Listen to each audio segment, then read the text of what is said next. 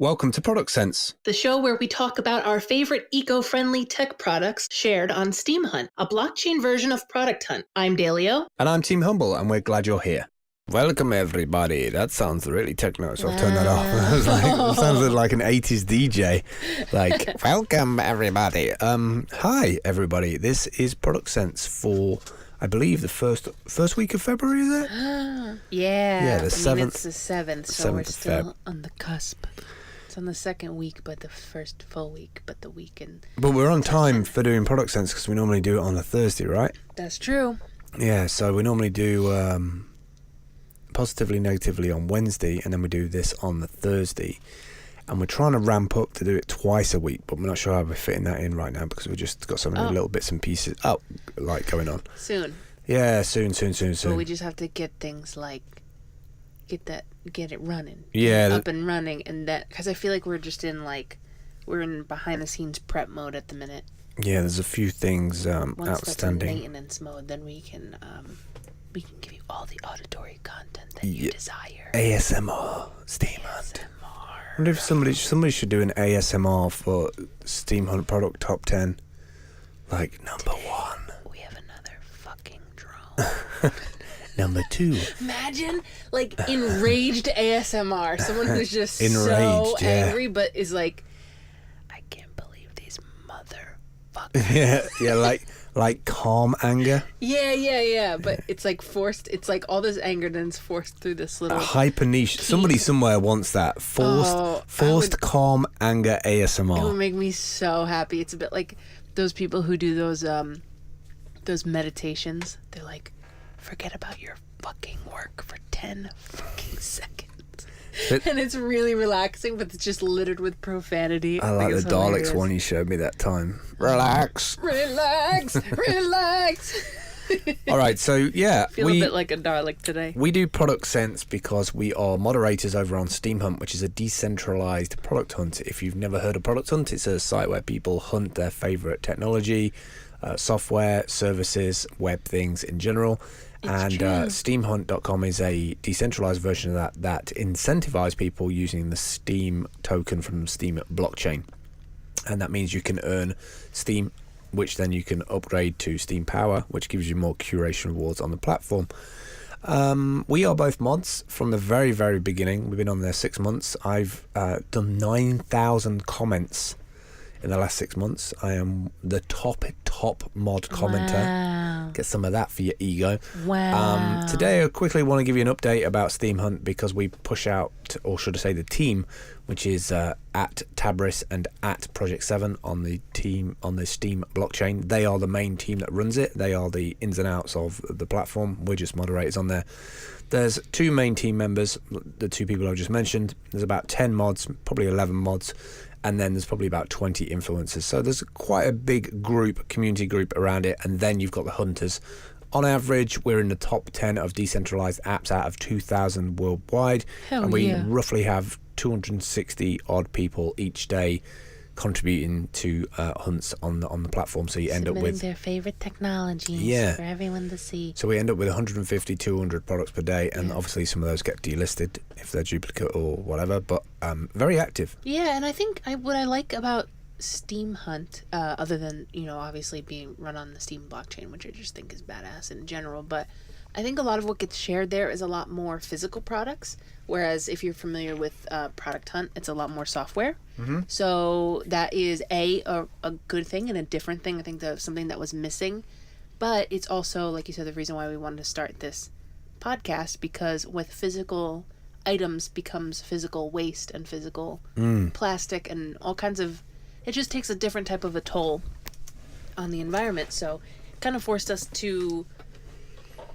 being faced with these things as moderators, going through and seeing like hundreds of things realizing that those things are actual objects that are out there and they're being mass produced, and it just seemed like a wave that never stopped. I feel like a lot of times this podcast is like our pressure valve release from that feeling of overwhelm. Yeah, because when you think of a drone, for me, when I think of a drone, for instance, I think of DJI, and I think of the latest version that they've got with the Hasselblad camera on it, and I know they cost $2,000, maybe around that kind of price.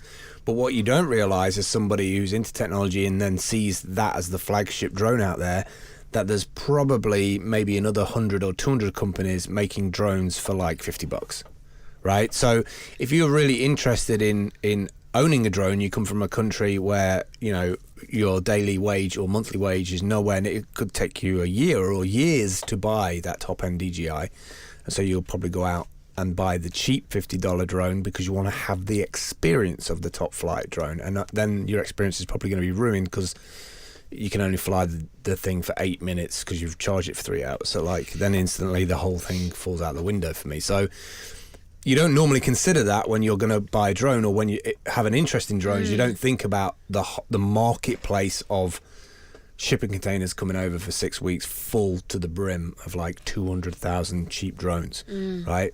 Like it's funny how we like detach ourselves from all that stuff that's being built in the background because we just focus on the one drone, or at least I do. Well, I focus on the one drone. And we've been through so many iterations of the PG, which is like our posting guidelines, that it forced us to have a lot of conversations. And I don't think I anticipated this. It forced us to have a lot of conversations about what is a product. And I feel like that sounds like a very easy, self-explanatory thing, but things were getting hunted that were concepts. Okay, what is a concept versus a product? What is a business versus a product? What is a prototype? Right, and like it kind of reinforces this whole idea that like anybody can buy a domain and put a website up. So at what point is it a product? Is it something that's actually on the market that you can get your hands on? Like what are the attributes? We've kind of had to like take all these little definitions and put them together of what actually makes a product, and that process to me showed a lot of the vulnerabilities of like, oh, anybody can put up a website, anybody can get a 3D render done by a freelancer on Upwork for, you know, $5-10. And so like what is the standard that we're gonna have? Like, you know, we had to have a standard in terms of posting, but what is the standard that we're gonna have in terms of what we buy, you know? It's kind of interesting how the speculation economy of cryptocurrency can influence other marketplaces, you know? Like just that vibe of like it being enough to just have a website, a landing page up with cool graphics. Yeah, exactly. Like ICOs. That was like our complaint about ICOs from the very beginning. Like, so you have a cool landing page and what else? But a lot of those ICOs, especially the ones that I definitely thought were a good idea, like putting shipping containers next to hydro dams and, you know, doing Bitcoin mining based on the energy, low cost of energy there. No, I thought that was a super smart idea. Their branding was good. Their logo was good. Their whole ethos, their output on social media, the news and everything. And in the end, this $100 million Ethereum funded ICO fell apart because the two directors didn't get on. Right. So what happened from that though, and it was an expensive mistake to make, is that we ended up with people looking at, like, especially like EOS, for instance, looking at consensus operations in terms of, instead of just having one person coming up with the idea, that you have like three people and they can make an informed decision on the business. Decentralized. Funny how the blockchain companies are like, oh, maybe we should run decentralized. Maybe we should run in our actual structure. Yeah. So, I mean, recently I just saw that crypto exchange of somebody who unfortunately passed away and has died with all of the keys to the crypto exchange, $160 million.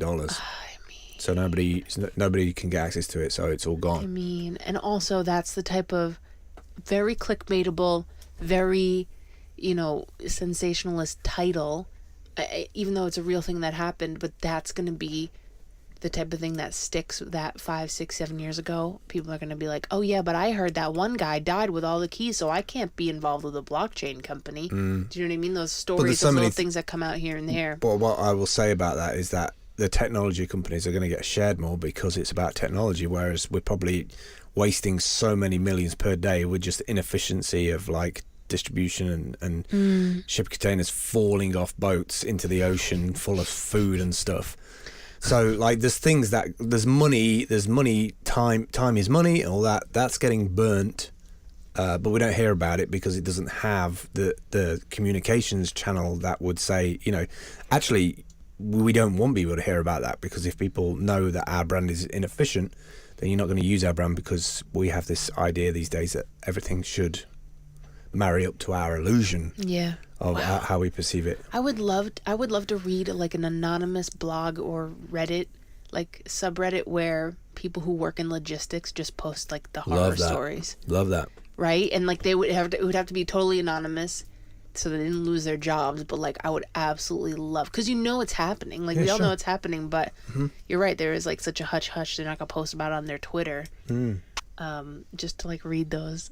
Yeah, logistics horror stories about, you're right, like things falling into the ocean and logistic distribution, a decimal point being in the wrong place. Like a bit like with that film we were watching where the NASA orders a massive IBM machine in the 60s, and then it gets to the door and it doesn't fit in the door because nobody thought to. There's also an interesting part in that movie. The movie's called Hidden Figures, by the way. Fantastic film. You should watch it. About these three black ladies in, I would say it's in the 60s, I guess, like working at NASA, like number crunchers. They called them computers, even though it did everything manually. And it just sums it up for me. IBM in the early days with their big bulky machines, they would sell you the machine, but then when the machine got there was no bootloader on it. There was, they assumed that like if you were buying the machine, you'd know how to like operate it from their manuals. So I find that highly interesting, that oftentimes the technology is ahead, but it needs the people who want to get the benefit out of the technology need to code the thing, need to build the interpreter, if you like. The bootloader is the piece of code that runs first for the computer to know what its purpose is, right? And so if you track that I feel back, like I need those most mornings. Yeah, exactly. I mean, that's why I got into technology so much, is that I feel like a lot of the ways that I interact with the world are similar ways that the internet works. Like the things that annoy me about life and things that frustrate me, I built up a BS firewall for it. Yeah. Well, that's, I think, why you're like such a good teacher and instructor with your courses, because you're always, anytime that you have to explain something, you're like, it's a bit like this. A bunch of people are at a party, and then 10 minutes later you take a sip of coffee and you're like, and that's how routers work. And you're like, what?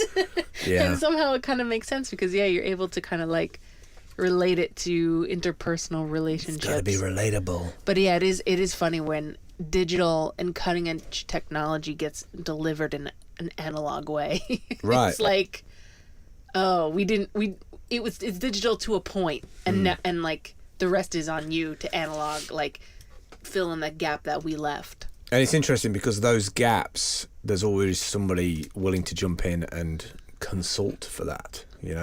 People are. I bet it's like the fashion industry, the way that people like mediate the idea of seasons. Like you're not fashionable if you're wearing last season's. Yeah. Like that's crazy that we have an economy based on what a bunch of people say is now in. You know what? And it's a bit like how in ancient societies you'd have like medicine men and oracles who would be like, we're gonna have this much rain this year, and the crops are gonna be good and plentiful, or we're gonna have a famine. And now we have people like bloggers being like, it's totally chartreuse and chevron this year. Like we kind of kept those old roles, and now we just have people to tell us what we need to look like and what we need to buy. I don't know, man. I think those oracles were just time travelers who like bought a cheap Android phone and have like the weather app. I think they were in those like huts on that good like that hashish and those like berries and mushrooms and stuff. Don't tell me those people were stone sober. No. And more power to them. They made a career out of it. It's the original original industry. All right, so I want to quickly talk about two things that happened on steemhunt.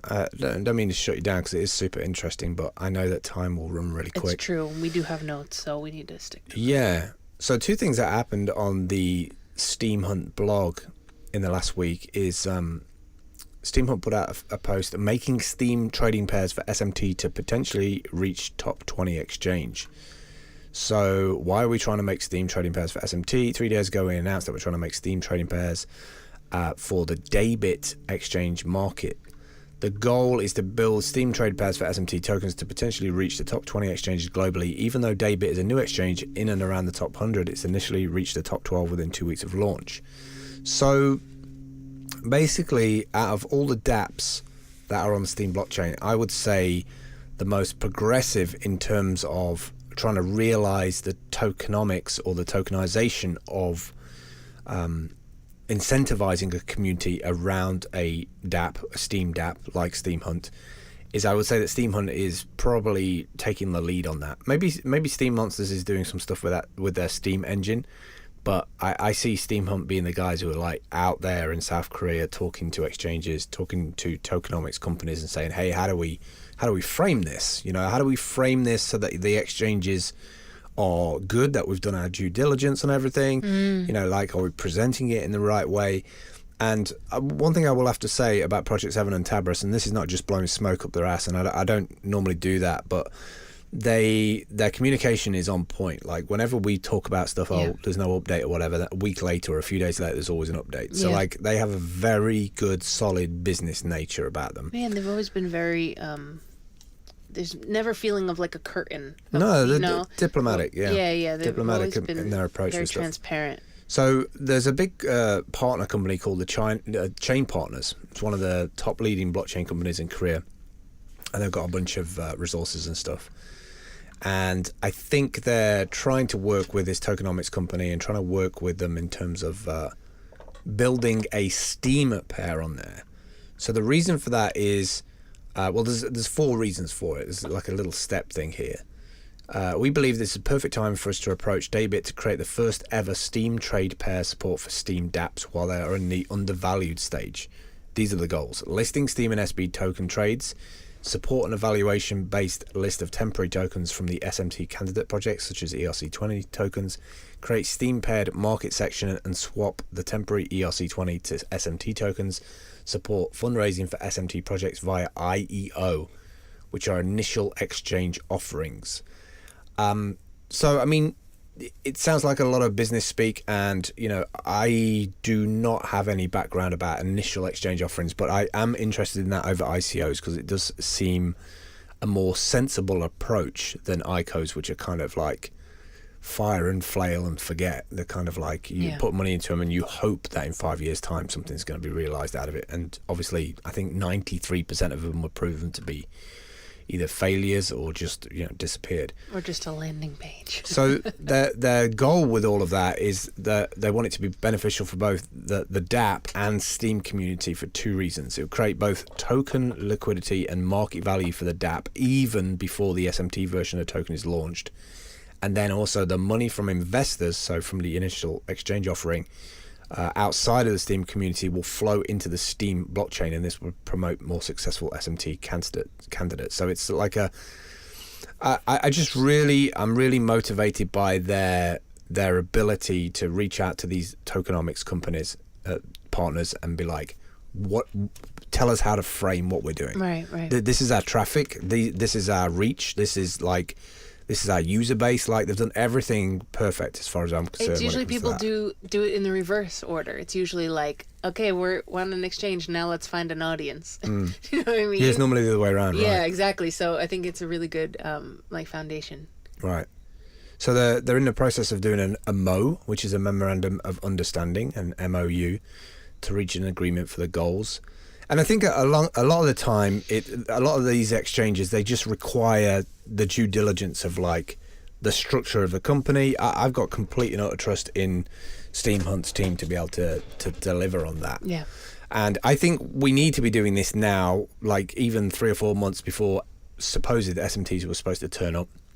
And it's great to see the Steam engine doing their kind of like, do you want a token? No problem. 100 Steam to get rid of all the like abuses of it. Here's your token. They've not fleshed it out yet, and it's kind of like a side chain to Steam in terms of the way that your token works. But I think the more we create, I mean, we kind of live in a speculation economy, but like the more we create audience and noise around this stuff, the more people will be like, what is the Steam blockchain? Why, you know, why get involved with it? Like, how does it work? And the closer we get to selling all of the steam, then it becomes a rare commodity to own it. Right. So the price goes up because, like you're in a situation now where people are like, I want to buy it, but like who's willing to sell it? Right. So I don't know. I just wanted to bring that up. That's a post over on at steemhunt. Another thing that he did today, 3 hours ago. So badass. It's like such a power move. Yeah, I mean, it makes total sense, right? Steemhunt delegates 15 SP for all new users signed up to enhance its onboarding experience. There's one thing that consistently the team have done is they reevaluate. They go back and reevaluate their deployments. So if you want a Steam account today, you can go to steemhunt.com. Go to the top right hand corner, click on sign up, and as long as you've got a mobile phone, you can validate it, confirm it, and get a Steam account. I've done it already. I tried it, got it in 5 minutes. You get given the private key, and once you've got the private key, posting key, you can log in and get to all the other keys as well. Actually, it might have been sent. Can't remember how I got all the other keys. Maybe it was on screen or something. And SP is, as in steam power, if you're not familiar, is really important to have because it's what fuels you being able to transact on the blockchain. So, they kind of thought, okay, well, here are people that we can help them, get onto the Steam blockchain. But then if they don't have very much steam power, then they can't post on our very own site, which is what we need them for. So I can't see what that says, but right. So all I was going to say is that there's 2 points. Is the minimum RC, which is the resource credits, is barely enough to make a comment or vote. Right. So even if you get an account, you don't have these like 2 mana bars. If you think of an arcade game, you have a mana bar like when you're fighting in a fighting game, like your wizard powers. Yeah, that bar goes down the more like you get hit. Like take Tekken, for instance. Everybody knows like fighting games like Tekken. The more somebody lands punches on you, the mana bar goes down. Well, we have a system in Steam which is resource credits, because every function that happens on a Steam blockchain has a real world consequence cost. So I don't know all the blockchains that do it. I presume all the blockchains have like gas on Ethereum, same kind of ballpark, a little bit fuel. different. It's basically your fuel. Yeah, fuel for to being able to do actions. Right, exactly. Right. But there's a bug that prevents new users from upvoting. It returns the minimum voting mana alert without making the upvote action. So that's a problem, because if people sign up and then they get this error message, then it's kind of like, oh, it's broken, it doesn't work. Right. Right. And that's their first entry point into the Steam blockchain. So we don't want that. Right. Because then they might not go and explore the 400 dApps and start coming and building businesses here. So power move from the guys. They did this like 3 hours ago. Solution, delegate 15 SP for the first month. So it gives them a little bit of SP to get them going. To protect the resource from any abusing attempts, we're running an automated algorithm for the new account creation in the interface. If any type of abuse actually detected or the new user is blacklisted, the SP will be undelegated right away. But, like, it's things like that from dApps that understand. Progressively, we're learning how to adapt. You have to remember that every hard fork that comes out, something app, everything that comes out is a new focus or perspective on how the blockchain should work. And it's really difficult to keep up with that stuff. Especially if you're not an avid blogger and you just get an account and then 6 months later you've gone from hard fork 19 to 20 and it's like, what changed? Right. So I think it's on the dApps to be able to do that and inform as well.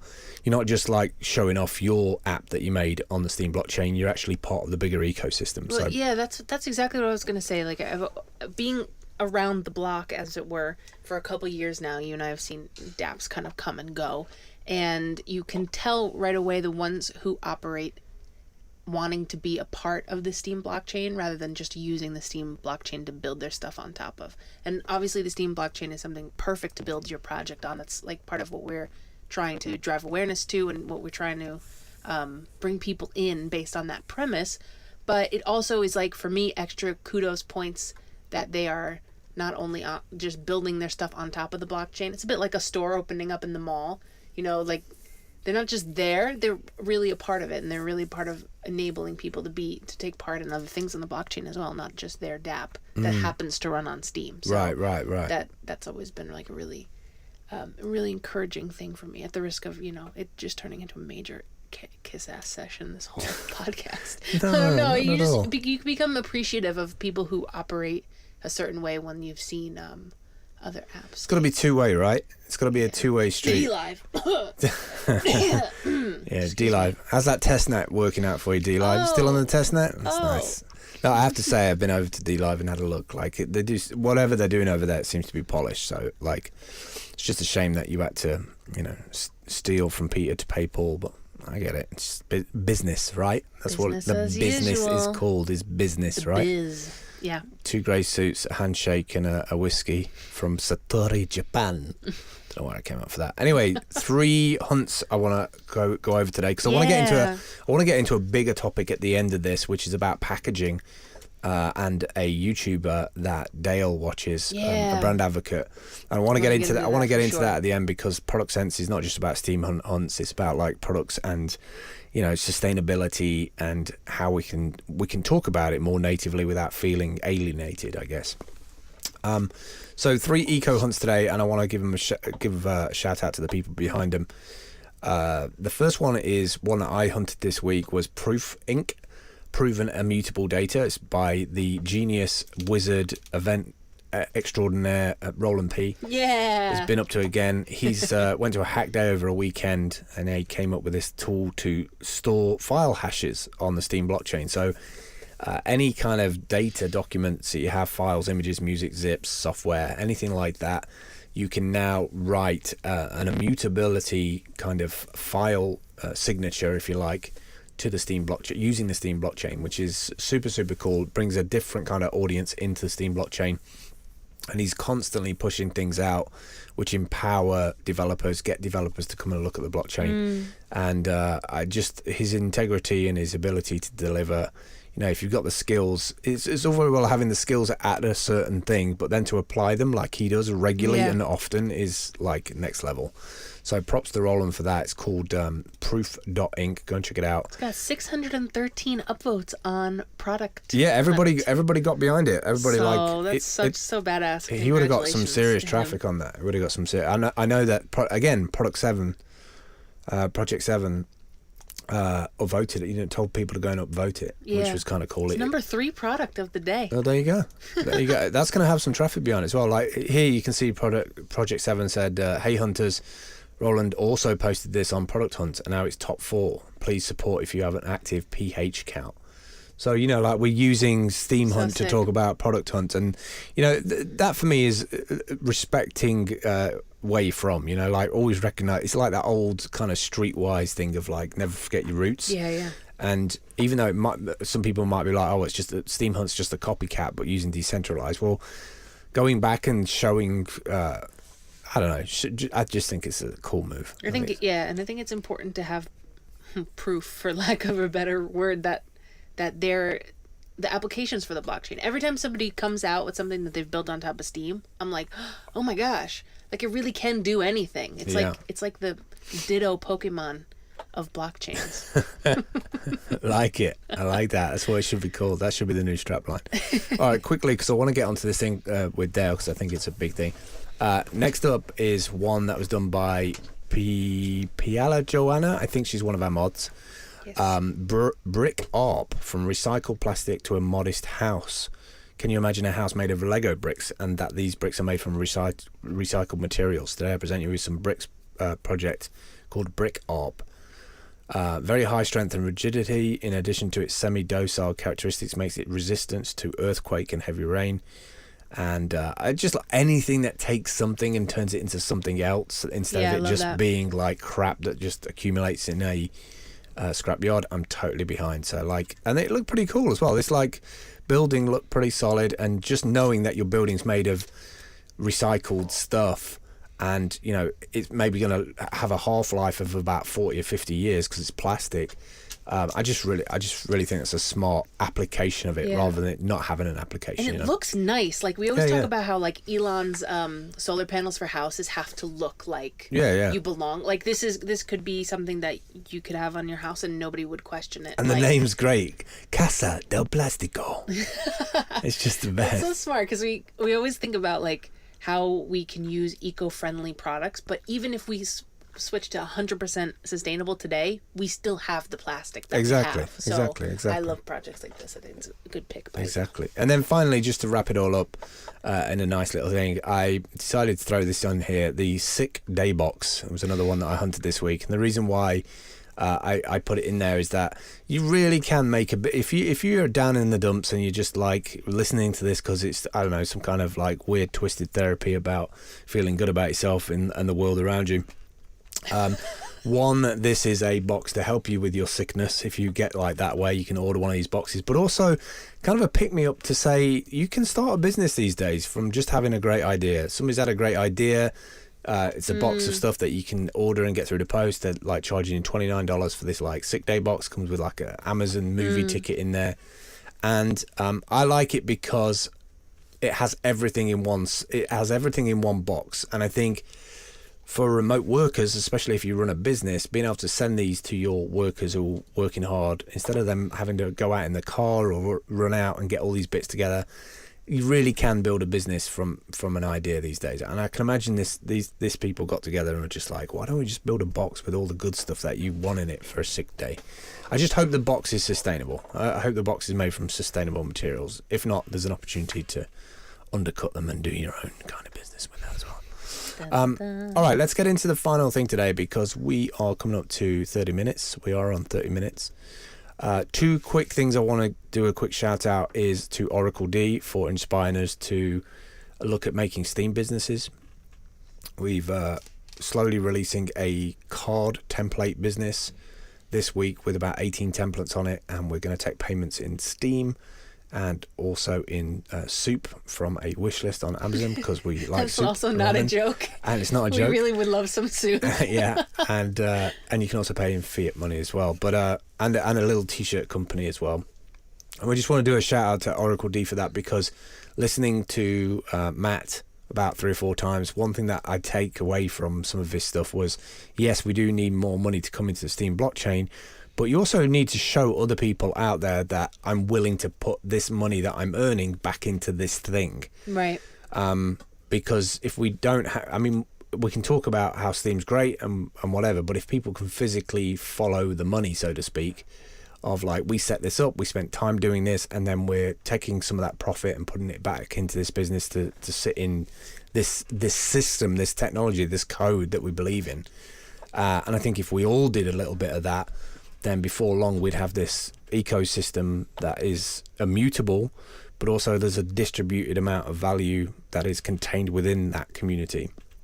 And then we can redistribute it into projects that are relevant at the time with the people who are willing to get it done. So a quick shout out for that. Also, finally, anybody who wants to write a script for us to connect to Steam Connect or to exchanges, 10 exchanges, Yes. and get us an average price to be able to work out the Steam price so that we can pass that to Stripe to get a payment based on Steam. So for instance, we have t-shirts that are $22. I want to get the latest price today and then charge the person Right, based on the current based Steam on price. the currency. So if you want, anybody out there can help with that, like a bridge between Steam Connect, Steam exchanges with the Steam price, and Stripe, that would be awesome. Let's get into final thing of today, packaging. Talk to me about packaging. Why do we need sustainable packaging? Why should we listen to this girl who's a brand advocate on YouTube? And why is it relevant now that she's talking about the fact that she no longer wants to kind of take the free stuff, and she's willing to pay $3,000 out a month for a makeup? Like, right. Okay. So that's okay. 3 so questions. Let me go back. Let's go back. So there is a YouTuber that I watch. Her name is Samantha Ravendal. She is based in Canada, Vancouver. So she is a huge beauty influencer. She has 925,000 subscribers on YouTube. She has 2.2 million on Instagram and a couple 100,000 on Twitter. So damn, she has a ton of eyeballs on her. Obviously, brands recognize that, and there's a common practice within the beauty YouTuber industry, which they call it PR, which is, you know, you might know PR from other realms in business, but PR packages are the set aside product that a company has. A lot of time it's a brand new launch. So let's say it's a makeup company. There's going to be, you know, like you were talking about fashion. This is fall's eyeshadow palette. These are the colors. These are a couple lipsticks, a couple foundations, yada, yada, yada. That's one company. Now multiply that times hundreds of companies multiple products, and what happens is they are on these free lists. So a lot of times when you're watching YouTube and you see somebody using something, they were given that for free in order to get a review or for them to get some exposure. And it's become this like influencer brand relationship has kind of become this symbiotic thing where they kind of keep pumping the influencers with product, and the influencers are like, sweet, I get to know what's in the know, I get to know what the new is, I get to have something to talk about on my channel, because that helps them create their content. Yes. And then they don't have to pay out of pocket for this stuff. And more often than not, because these influencers are so exorbitantly rich, they don't really care about spending the money. It's about getting it on time, so it's before anybody else. Retail morphine, right? And it's like, it's extremely competitive, because if you can get yours out talking about this anticipated product before anybody else, when somebody searches for that product, you're the only person there. So it becomes this like addiction. FOMO. Yeah, like the two industries kind of feed each other. So all that to say, about 2 months ago, Samantha Ravindal released this video on YouTube. Was like, I'm contacting every brand that I'm on a PR list, and I'm telling them, don't send me anymore. And people were floored. And it doesn't sound like that big of a deal. And other people were offended. They were like, do you know how many people would love to have that and be in your position? And why don't you just donate it? But she went into talking about how her life was completely overrun by not only the products themselves, but the exorbitant packaging that this stuff comes in. And it'll come in like a 30-pound box with a screen inside that when you open it, it plays a video. They're throwing iPads in there. I mean, all these brands over the years, they are trying to outdo each other, and they're trying to be that month's memorable box so that it'll stick in this person's mind. But the problem is, the more they get flooded with the products, the more over the top they have to be to grab this person's attention. And storage. Yes. So she was explaining how she actually had to hire a company to come and pick up an entire two car garages worth of packet, not even the products, just the packaging. And then she had to deal with the packaging. Then she had to deal with the products herself and be like, well, I got an entire range of foundations. One color matches me. Okay, I need to maybe try to donate some of it and give some of it away. And she was absolutely drowning in product. She started to really hate her job and hate what she did. And this person who was a creative and who grew up being absolutely in love with makeup and it being a passion of hers, she kind of explained that the waves of it, which is kind of what we feel sometimes on steemhunt virtually, it totally just completely burned her out, because it was just like almost like stimulation overload. Well, it pulls the love out of it, right? If you're dealing with mounds and mounds of boxes, it goes from reviewing to physical management. Manifestation logistics. Of like, oh shit, if I do this, I need to take care of that. Right. And you know how you feel like when your space around you feels cluttered, or maybe the converse being like how you feel when you finally clear out a space, that clarity you feel in your mind. Imagine doing that for hours and hours and hours, only to have another wave come at you in a month or in a couple weeks. So the reason why this came up between the two of us is because she posted an update video where a bunch of people and other influencers were sending her messages like, are you okay? Literally, like as if she had decided to go on a hunger strike. Are you okay? How are you finding it? Are the brands mad at you? What's your life like now that you're not receiving these things? Like, and if you want to look it up, it's called No PR Update, Regrets plus How Much I've Spent on Makeup. She spent $3,000 of her own money replacing everything that she would have gotten for free. But she also goes into the fact that she's like so much more happy. She has a clarity about her. She knows that she is doing something for the environment, and she made sure to tell her management that when they told the brands these things, that it was because that she was taking a stand against exorbitant, ridiculous, wasteful packaging. And I think that was important for them to hear. But it's interesting how we almost have to get into a situation like that before it's like having a job where you earn millions and millions and millions of dollars, and then it's like, oh, I'm in a position in my life now to be able to do something about it. Yeah. It's like we burn through the resources and then get worried about the resources when we have the money to make enough noise about it. Right. So I mean, look, anything that's going to help this is good, but anybody who's watching that girl, I'd be, you should be commending this person for taking that stance, really. And we've got to get out of that entitled culture of like, I'm a blogger, or you should send me free stuff. Nothing's free. There was a cost to making that product. Right. Like the cost or the money, they're compounding it. They're sucking up that cost because they want your content, they want your voice, they want your face, they want your community, because that drives speculation. Right. And the speculation drives, I need to get this because everybody else has got it. Right. And another thing that I thought was really, that I just never would have thought of, because I'm like, so stuck on the eco part, is she talked about how her relationship to the items completely changed. How when she was buying things with her own money, she had to be more intentional about what she bought and think in advance, okay, do I have a content purpose for this on my channel? What am I going to talk about? Is this something that I really want or need? And then on the other flip side, because she's buying it, she knows what it costs. And she was like, I completely gapped for all these years of receiving PR, that when I recommend a product, sometimes I don't know if it's $85 for a mascara tube. And it brought me back down to earth. And she was saying, like, that is a useful thing. I think if anybody out there is a brand advocate, even if you work, with technology or cameras or anything, it's so important to know, like, you're going to review it differently because you got it for free. Not right. Because, and you can be impartial, and you don't have to, it's not that you kiss the brand's ass, but like, there's a difference when you get a bag of potato chips, how you feel about it, if it was a $4 bag of potato chips or a 99-cent bag of potato chips. You're going to judge it a lot more harshly if you know that there was an expense there. I would agree with that, because of the stuff that I've seen on Upwork, where it's people are like, I've got the content, I've got the red camera, I've got this, I've got that. Just, you need to make it viral. Make me a viral video. Right? There's people who are like, have bought all the kit because they keep seeing all these people producing this stuff.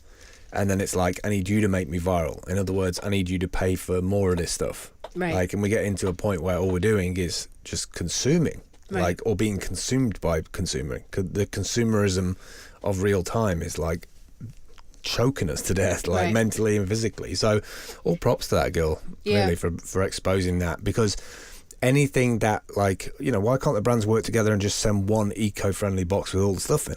Right. Like how much you can cut down the amount of like vans that have to go out per day. Right. I mean, that's going to have an effect. I mean, Amazon is probably going to be pissed about that. But if they have a profile on all of their influencers that says Samantha Ravindal is this skin tone, she likes these colors, and she blah blah blah blah blah, that means she doesn't have to receive 30 foundation shades, that one of them's going to work for her. Toneblock.com, but a blockchain for storing your skin tones on. Wow. That way when 23andMe wants to, there you go, photocopy you, they can match the exact skin tone.